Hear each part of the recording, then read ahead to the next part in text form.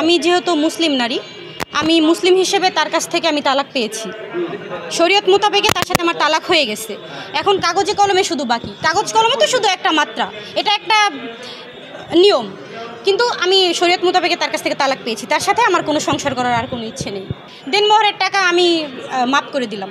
মাফ করবেন কেন? আমরা তো মামলা করেছি, দেনমোহরের মামলা পেন্ডিং আমাদের। আচ্ছা, পেন্ডিং আছে, সেটা একটা সংসার চলাকালীন, সেটা আমাদের ঝামেলার কারণে মামলা পেন্ডিং। ঠিক আছে, কত টাকা ছিল?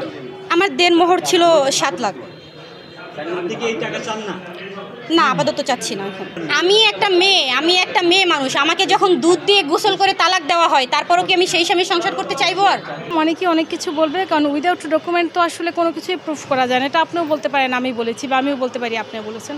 তো উইদাউট ডকুমেন্ট তো আসলে কিছুই হবে না। এবং এখানে কিন্তু রিয়ামণি কোনো ডকুমেন্ট দিতে পারেনি, জাস্ট এটা একটা মৌখিক বিবৃতি। আচ্ছা, এই মামলাটা বেসিক্যালি ছিল হচ্ছে প্রিভিয়াসলি একটা মামলা হয়েছিল, যে মামলাটাতেই হিরো আলম স্থায়ী জামিনে ছিল, কিন্তু তার যিনি প্রিভিয়াস আইনজীবী ছিলেন তার সাথে কমিউনিকেশন করতে পারেননি, যে কারণে 3-4টা ডেট মিস হয়েছে। তো যেহেতু উনি স্থায়ী জামিনে ছিলেন এবং পুলিশ রিপোর্ট আসা পর্যন্ত, পুলিশ রিপোর্টও আসেনি, মাননীয় আদালত সন্তুষ্ট হয়ে জামিন দিয়ে দিয়েছেন। এটা কোনো উদাহরণের কোনো ইস্যুজ না যেটাতে হিরো আলমের একেবারে জামিন বাতিল হয়ে যেতে পারতো, বা হিরো আলমকে আজকে জেল হাজতে দিয়ে দিতে পারতো, এরকম কোনো বিষয় এখানে নেই।